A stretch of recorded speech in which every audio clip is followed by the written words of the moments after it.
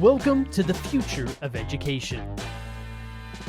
And now, here's your host, Michael Horn.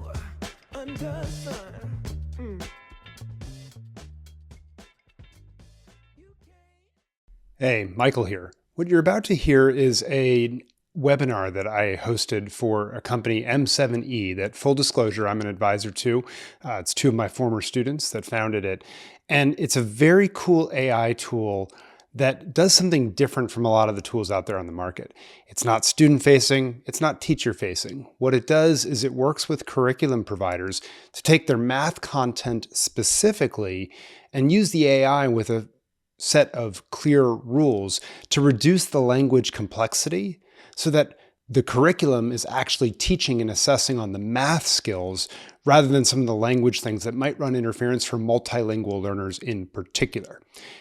I hope you enjoy the webinar that we recorded, find it interesting, informative, and that it sparks some questions for you about how else might we use AI that sort of steps out of the typical notion of just, hey, it's a chatbot, and where are the applications that might take off that could make an impact in education. Let me introduce the two folks first who've been digging into this problem from both a research and product perspective. First of all, we have Abdi. I'm looking for you on my screen. There you are. Abdi Guleed. He's a Harvard Education Entrepreneurship Fellow and the co-founder of M7E AI. And we also have Kedaar Sridhar, also a Harvard Education Entrepreneurship Fellow and also the co-founder of M7E AI. Both, as I said, former students in my class. And together they've built this company and product that really evaluates these existing math problems and tasks for linguistic clarity and accessibility. They flag hidden barriers that can trip up students. And then they suggest, I think importantly, revisions to keep the mathematical rigor intact, but while making the language and design more equitable. So I'm excited to bring them in, and Abdi, Kedaar, welcome. I want to get into it. The way we'll do this is I have a couple questions for you guys up front, and then I'm going to sort of give you the stage, if you will, to maybe show what you guys have developed and how you've been using it with some curriculum companies. But I think your own personal stories to this, I got to watch it a little bit up close, but for those that don't know you, tell us your own personal stories about how you came to build this tool. Why did you see it as a big problem worth solving? Because I know a lot of folks don't even tend to think about these challenges a lot of times. So Kedaar, Abdi, whoever of you wants to take it first. Thank you so much, Michael, and thank you everyone for joining us today. My name is Abdi. I grew up in Norway, and like Michael said earlier as well, but I remember very clearly how math content was created and how that shaped my experience as a learner. And a lot of that stuck with me as I was growing up. And then I came to the US as a student athlete in track and field and built a career always around the core theme of using technology to make learning and organizational processes more effective. I spent years working with data and AI, especially in my master's program with Kedaar, where most of our work was focused on how AI can streamline complex manual processes. So M7E, M7 education is a natural extension of that work. And curriculum creation is one of the most complex and time-consuming processes in education. We'll talk a little bit more about that. And we think AI can dramatically improve both the speed and the quality. And because I personally live the impact of curriculum design, this mission is really, really important to me as well as is to Kedaar. So over to you, Kedaar. Awesome. Thanks for that, Abdi, and thank you, Michael. And thank you, everyone, for being here today. We're excited to chat about what we've been working on. So I'm Kedaar, similar to Abdi, also an international student, grew up in Oman in the Middle East. And I sucked at math. Like I just wasn't doing well. And turns out a lot of the things and the questions didn't make sense from a lot of these big publishers. Questions about lacrosse, which I had never known or played. Questions about skiing, and I live in a very hot country, and like all of these different contextual clues and things that were actually distracting me as well from what I was actually trying to do. Fast forward to, ended up coming to the US and doing my undergrad at UCLA in computer science, and I ended up in the STEM field. And I think a big focus for me is how can I improve access to that field and to those oriented careers. My career was in product and tech, but specifically, I worked as well at in undergrad admissions for UCLA, focused on improving access to higher education, and then ended up at a nonprofit focused on STEM literacy, digital literacy, AI literacy, helping people break into more technical careers as well. And so this passion, this through line for both of us has been how do we now provide a way for students, for people to access content when the thing that is being tested for is the wrong thing being sort of expressed and shown.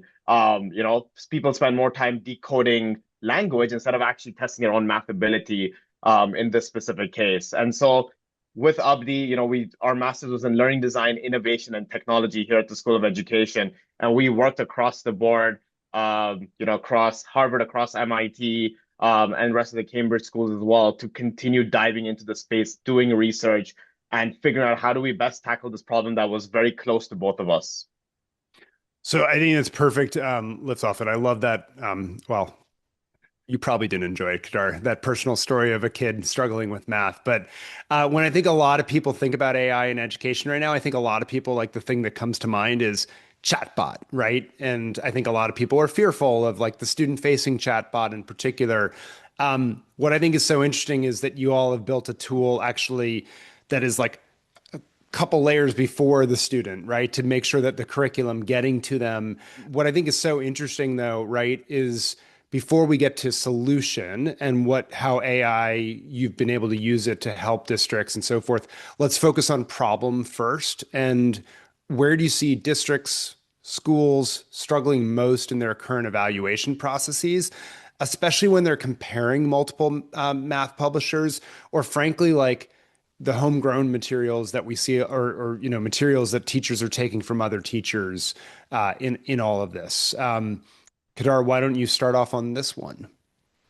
What we've heard and what we've also sort of experienced while, speaking to district leaders and just speaking to all the people in the system, right? Whether you're a teacher, a district leader, or part of assessment teams, researchers, editorial teams, or publishers themselves, there is the core problem of I am a district leader, or I'm an instructional specialist, or a curriculum manager, and my district has its own needs, right? My district, I have a specific type of students. Maybe there's more bilingual students here, or maybe there's more students that with a lower average literacy rate, or a lot of these other things. But every district has such a different profile, and yet content is sort of dispersed equally to everyone. And so for something that we've been trying to tackle as we've got into more of these conversations is how can we help district leaders specifically, and districts themselves have visibility into all the publishers that come to them, be able to see which story aligns with their populations, which publisher and material best speaks to, and best has, shares that voice with the students themselves and the educators themselves. And in general, and Abdi will expand on this as well, there is just right now a very manual process, and there's limited bandwidth in general when looking at how this is best aligned, not only with my district and our goals, but also coverage in terms of the broader, the broader ecosystem as well.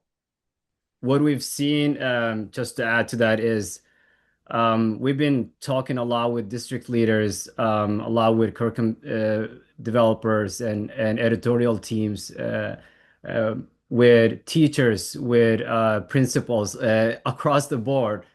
And there's the idea when it comes to district leaders and schools, mainly is there's a heavy reliance on that idea of these curriculum developers know kind of best, but then there's almost sort of like a little bit disconnect when it comes to the diversity of students in the classrooms that is changing dramatically.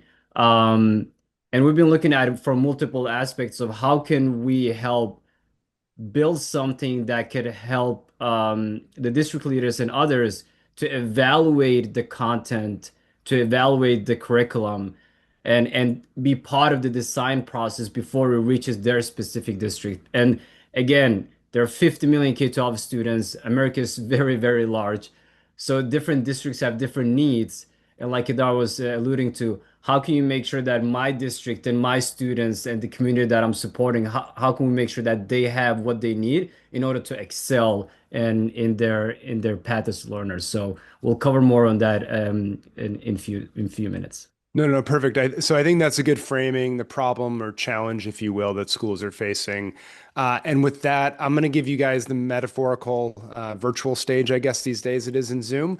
But like three sort of central questions that we'll have you answer.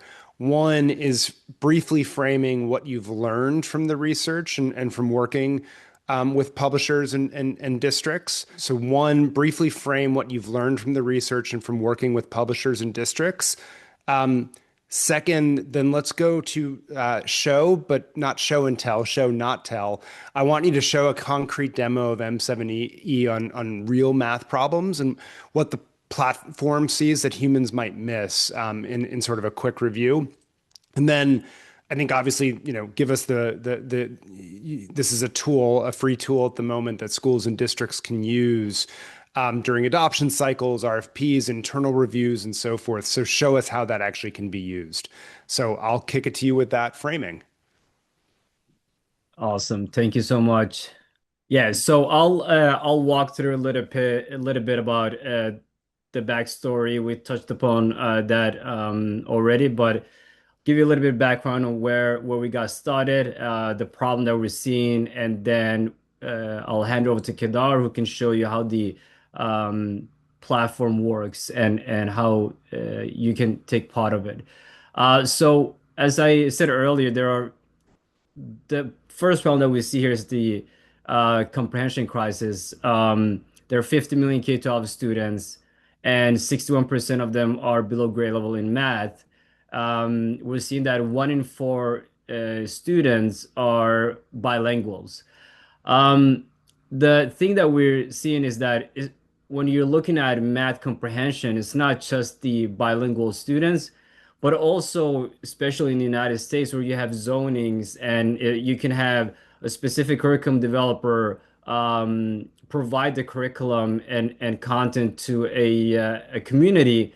And in that community, it could be half of it could have go to a public school that has less resources, and then the other half could be an affluent community that have more resources.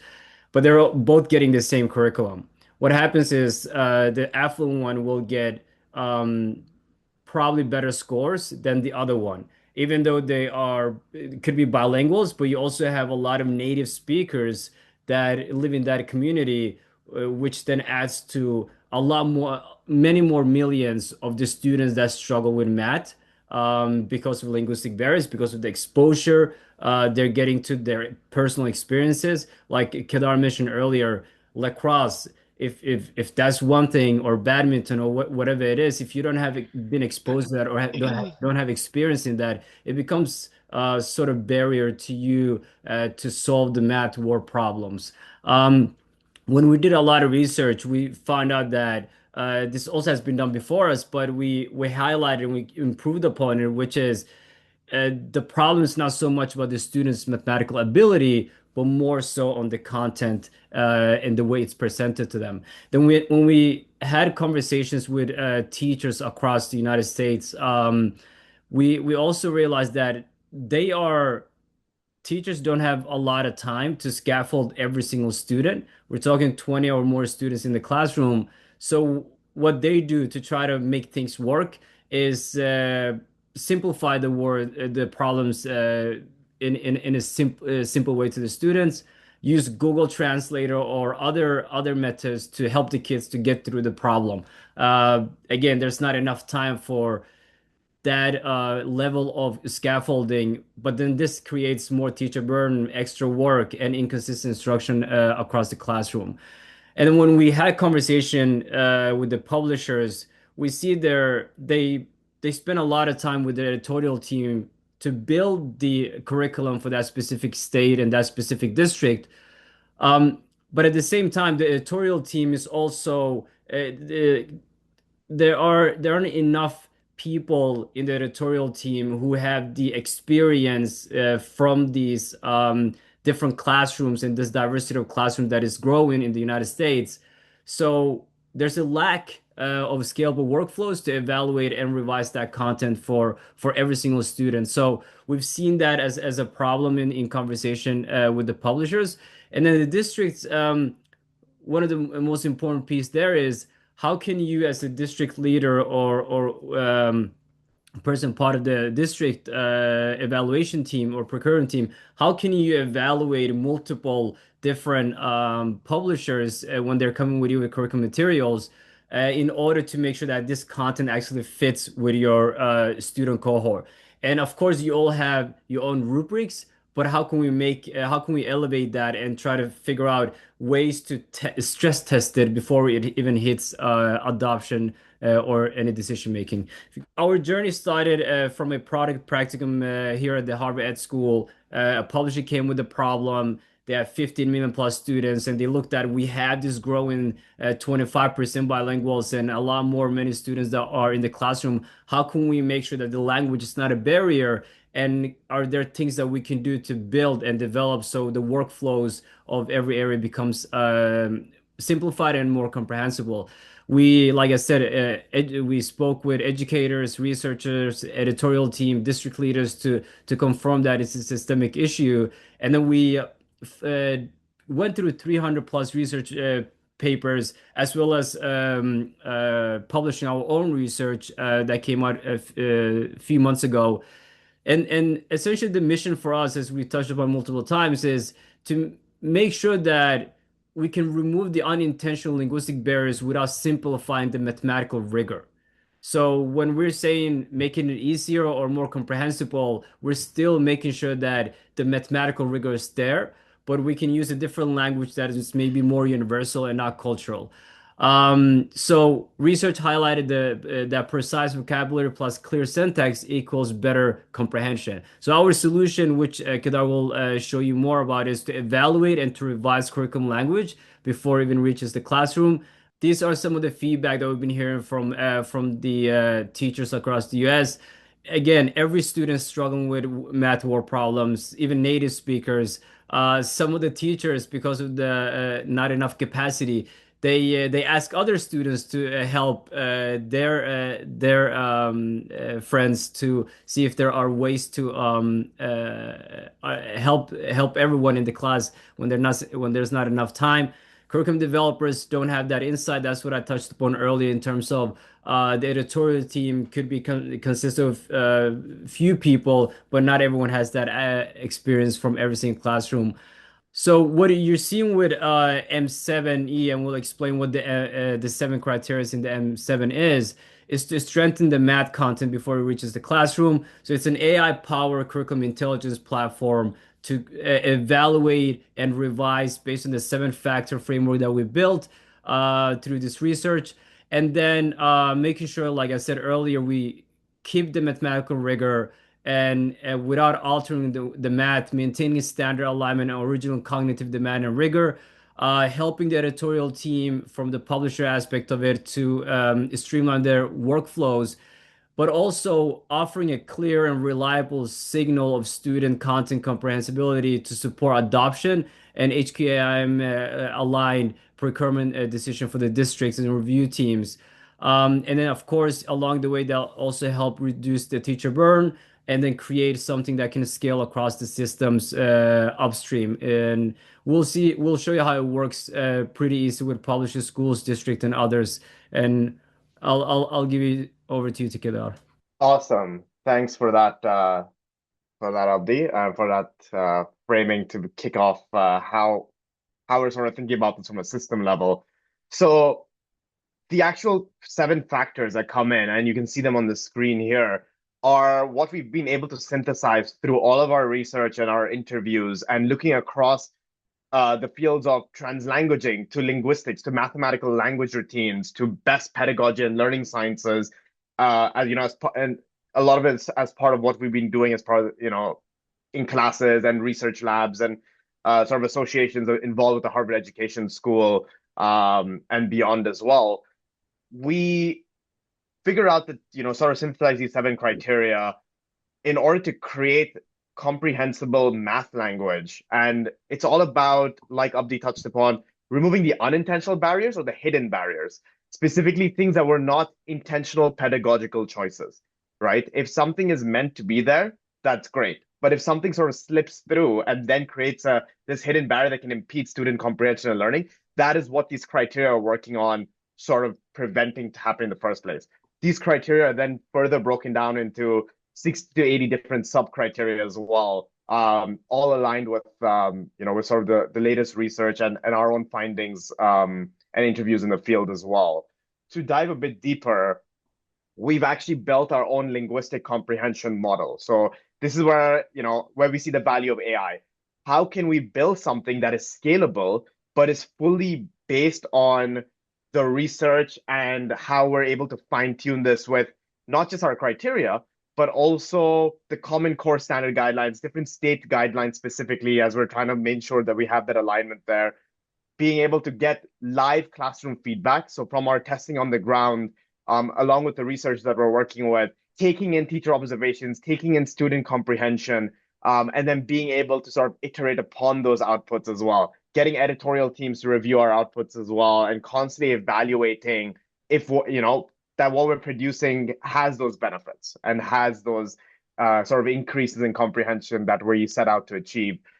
As we sort of train this, the goal is, can this LCM be something that evaluates math content for comprehension and those barriers and identifies misalignments in general with what the actual guidelines and, whether it's grade guidelines, state guidelines, and those kind of factors as well there.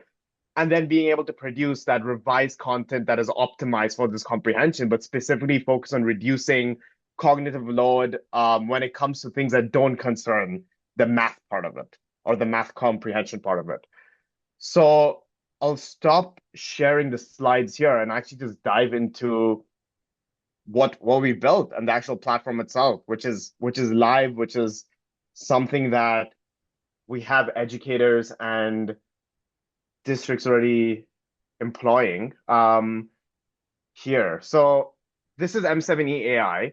This is the curriculum evaluation platform that we've built here. And the goal is, again, as we've said before, how can we now provide an easy way for districts to upload sample units, word problems, assessments, any sort of curriculum content, sample items that they're getting from publishers as publishers are making their claims or sharing content as well, and then being able to get a district summary and sort of the high level features, the strengths and the weaknesses of whatever has been uploaded, getting deep evaluation based on the criteria, and then even getting revisions that can help support student learning at a broad level as well.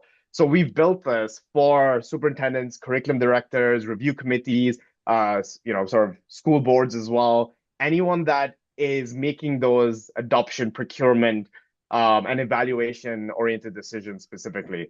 So for just as an example, we've uploaded an open source math curriculum. It's grade 4 fractions, and something that you're able to do, whether it's uploading a bulk set of files or different sorts of components that I highlighted earlier, you're able to pick the specific grade level from K to 12, and then even the state standard. So whether it's California Common Core, Florida Best, Texas TEKS, and we're working on getting more and more specific state guidelines in there as well. But most of the country uses the Common Core.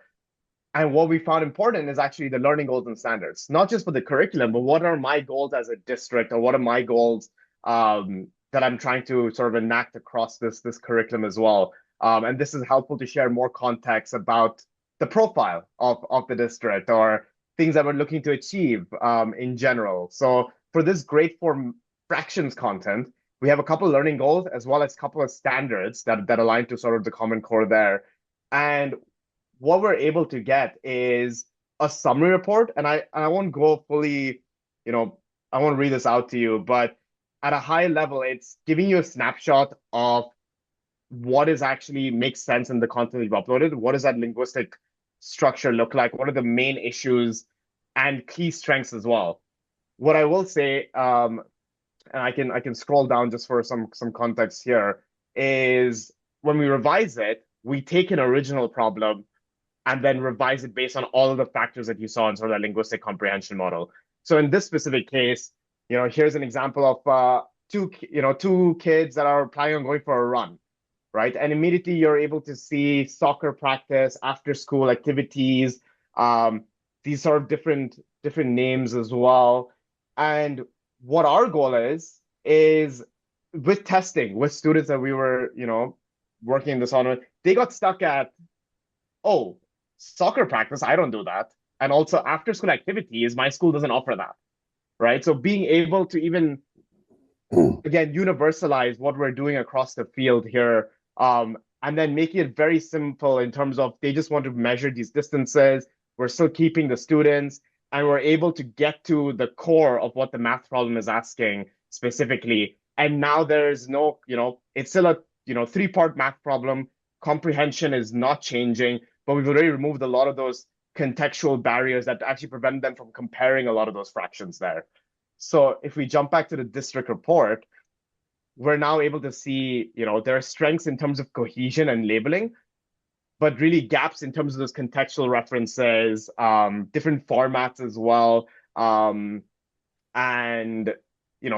any exclusionary measures that might be taking place as well.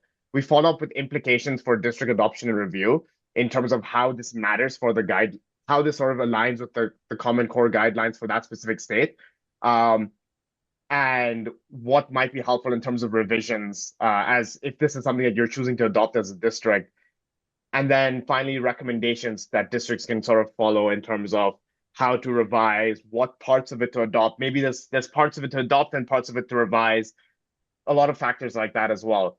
And then that's sort of the high level overview. And then it's sort of a deeper evaluation based on the criteria as well. That, the 7 criteria that we identified earlier in terms of why or why not it passes each criteria, and sort of general notes in terms of the main issues that were found on so this is more the instructional design, curriculum developer oriented level, instructional issues specifically, and then recommendations for further improving it as well. So we wanted to give all the context. So as district leaders, and as curriculum managers in general, they want to be able, we are trying to create a transparent model that is clearly showing why we made revisions or why we made changes or how we're doing a lot of this evaluation specifically. And that's why we're able to sort of explain all of this. And then these reports can be exported. So at a high level, this is what we've been able to accomplish so far with M7E AI. And we just want to be able to help, districts make better decisions and give them, empower them with the tools that can, help them find success for their students. Yeah, and Michael, before you jump in, you asked a question, how can school and district leaders use this kind of tool? So essentially, we're, I think I said in an email as well, we're offering for free to district leaders and schools to use the platform. The way you would do it essentially is just contact us, and then we'll help you set up and get started, and then work with you from there. Perfect. So they can just reach out directly over email from that response. Perfect. Okay. Let's go to Q&A. Elmira, I think that they may have answered the role of AI in evaluating this, but if so, I'm going to go to the second question. But if I have that wrong, I'm going to bring you back in. But we have a question around. So the tools aren't evaluating curricula in terms of pedagogy, like linguistic scaffolds, math language routines, teacher moves, and so forth. Is that correct? So just, I think, tighter definition on where it is reviewing and where it isn't. Okay. I can tackle that. Perfect. So we actually, and this is just an example here, but in terms of the recommendations, it's not just the language recommendation, but it's also pedagogical recommendations, and then also the formatting of content. So we're providing feedback on even the images used or the diagrams or anything in that sort of context there. A lot of times our revisions actually end up providing more scaffolding, because again, if something's an intentional pedagogical choice, we don't want to be eliminating it. We want to be further explaining it at a high level as well. So whether it's providing visual supports, clarifying instructions, providing more scaffolding, those are the things that we're also looking for in addition to the linguistic side of things, and also checking for math correctness and the math principles there as well. And sort of what, we want to be very clear about what each revision is supporting, whether it matches the learning goals that were put in and the standards, but being also focus on the linguistic side of things comprehension wise. So hopefully that answers that question. But we are definitely working to provide more visibility as well into the pedagogical side of things. Perfect. Let me ask this next question that is in the Q&A, and then Christian, I'll get to you after that, which is this question has to do with AI-mediated personalization. As tools like this become more common, do we risk siloing students' learning experiences? So take the point about content delivery being responsive to context, right? Like Kedaar, your observation around skiing while living in the Middle East. But if most students mediate their learning in this way, you mentioned scaling this technology. Do we risk opportunities for negotiated understanding? Do we lose something important if 30 students in a class engage with a given math problem by interpreting 30 different personalized descriptions of the problem? Would it not be beneficial to everyone for students in Oman to learn something about skiing while North American students gain exposure to Omani, racing or falconry or something like that? So I will let you both answer that question, or whichever one wants to take it. And just to be very, very, just to clarify what we're doing here, we aren't personalizing for every student, right? The goal is how do we make content universal across various groups of students? Because this all started with the static textbooks that the publisher came in and these textbooks are published and they don't have review cycles for, maybe it's 4 or 5 years, different cases for different publishers. But how do you turn content that is static, printed, even supplemental digital content to some extent as well, into something that could be understood by various groups of students? Because like Abdi mentioned, an affluent area will be getting the same sort of curriculum as a less affluent area. So how do we sort of equal the playing field on that aspect? Abdi? Yeah, I think there's so many products that now are hitting the classroom for teachers, for students. When we looked at the ecosystem, we're thinking more of if the ecosystem consists of 4 players, you have the students, you have the teachers, you have the curriculum developers and district leaders. Where can we make a system level change? And we didn't get out there to say we'll create a personalized product for students or for the teachers. It was more so when we started with this at the Harvard School, the practicum, the publisher was doing what Kedaar just said, is textbooks, depending on what publisher it is, they review them every 2 years, every 4 years, and those are the core programs that students learn. So we're looking at how can we make the content, these textbooks, more universal, so every student can bring their own, can leverage their translanguage that Kedaar touched upon in order to understand the content in front of them and not let that be a barrier. And if we spend a lot of time on figuring out what are these 7 criteria. It was actually 5 in the beginning, and then it became 6, and then it became 7, and then we changed what the 7 and the 6 was based on the feedback from the researchers across UC Berkeley, UCLA, MIT, Stanford, etc. And we came to understanding that this is something that these 7 criteria can be helping across the board every student to understand any content in front of them. But yeah, nothing very personalized to every student. It's just across the board. Every student should be able to understand any type of math if they leverage the M7 framework. One other quick thought, and then I want to go in. So Christian, I'm going to come back to you I want to go to one other question in the Q&A because it streams perfectly, and then I haven't forgotten about you. Just one other observation, which is this is always relative to the content or standards objective that is trying to be taught, right? So skiing for Omani students might be something worth teaching, but it might not be part of the math purpose, right? It might show up in social studies or something else. And so it's not to take that out, but it's to make sure that relative to the objective that is trying to be taught, that we are making sure that we are in fact teaching that. And then when there's intentional interference or complexity, you can say, yes, we're keeping that because there's an instructional purpose here, as I understand it. I think this goes into the next thing because this is actually already done a lot with people who write standardized assessments. They have a whole teams that are trying to make sure questions are not biased or unintentionally asking something, testing for a different objective than the one that they hope to. And so it goes to Rebecca's question, can this resource be used to review assessments? So Kedaar, Abdi. Yeah. Yeah, It could be used. Short answer is yes. Yeah.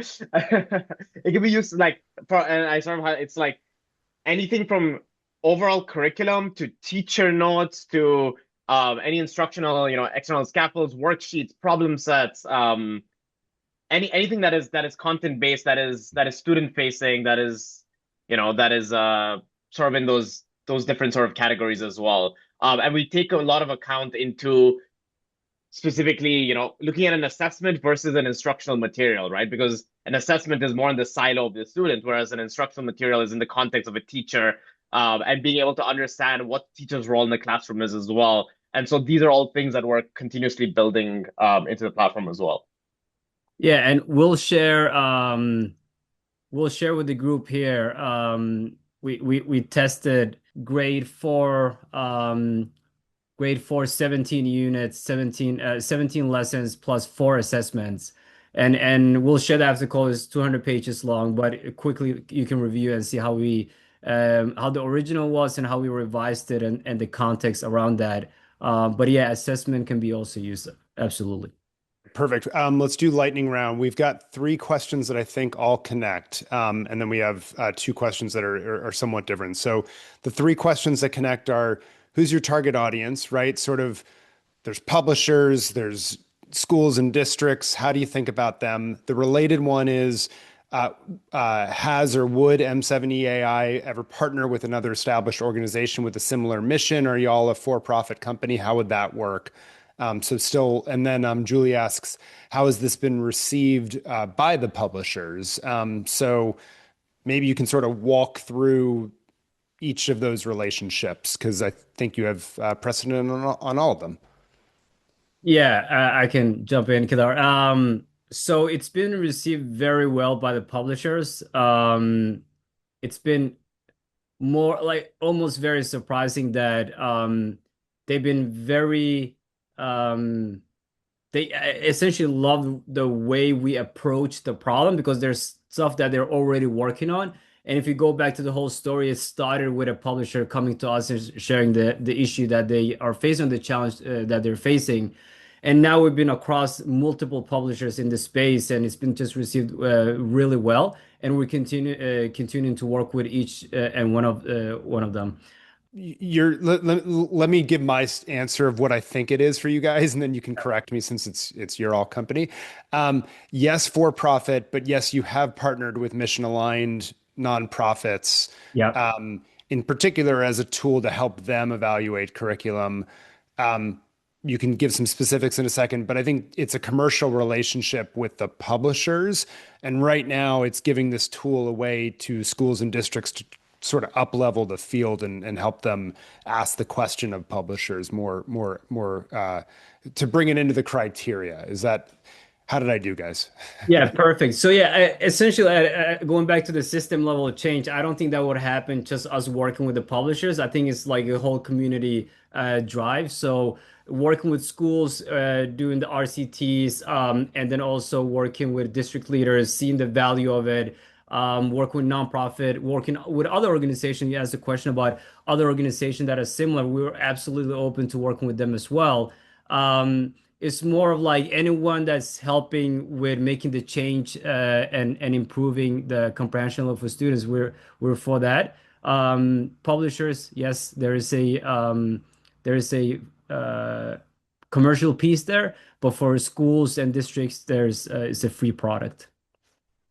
Okay, let me ask this question. I'm going to switch gears. So there's a question, could a homeschool parent or a small micro school use this tool doing math with their child, or would it be too time intensive? Definitely. I mean, this is the goal is how do we now reduce the time that it takes to figure out if content is good, and if it isn't best serving my child or best serving the students? How can we now revise it to make sure that it has a lot of those factors in there, given my child's, age and developmental sort of persona and the key learning goals I want to get there. So whether you're a micro school or a parent, there's definitely scope for, uploading, content that you would be teaching anyways, or being able to revise it to best meet your child's needs in that sort of aspect as well. Okay, perfect. So then Peter has an interesting question. Can the technology go the other way? For example, could content become very specific for an art school or a ski academy or a tennis academy where young Olympians or similar athletes are being taught? Which is perhaps not something you guys have thought about, but I don't know. Maybe you have. Yeah, it's not something we've necessarily thought about, but it's definitely very doable, right? I think it's very making, it's the goal is how can we best transform content to best fit the needs of the audience, right? Or the needs of the learners themselves and cater to them. So I think in that respect, if the goal is, oh wow, we actually have a focus now, let's now shift language to best serve that focus on that content area, that domain sort of area.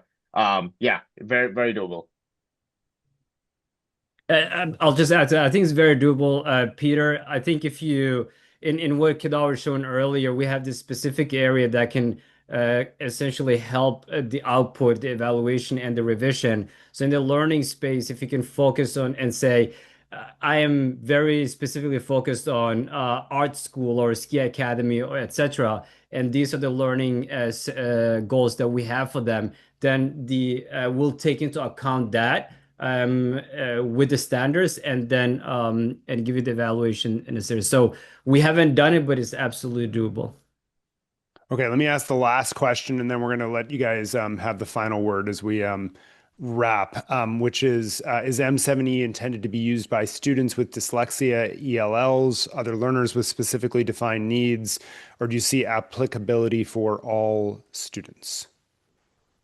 So currently, the way we've been thinking about M7E is to be used by district leaders to evaluate their material that they're thinking of in their district, be used by curriculum developers as they're thinking of creating new material, but also in the study round that we've been doing and still doing is teachers can use it, but it's not a student-facing product. And it's also not a teacher-facing product, even though teachers are using it to give us feedback. If you guys remember very early on, we were showing you the the linguistic comprehension model that we're building. And on one side of it is classroom feedback that feeds into the model to give us feedback on how to improve it, how to continue to develop something that is really relevant to the classroom. But it's not intended to be used by students or teachers.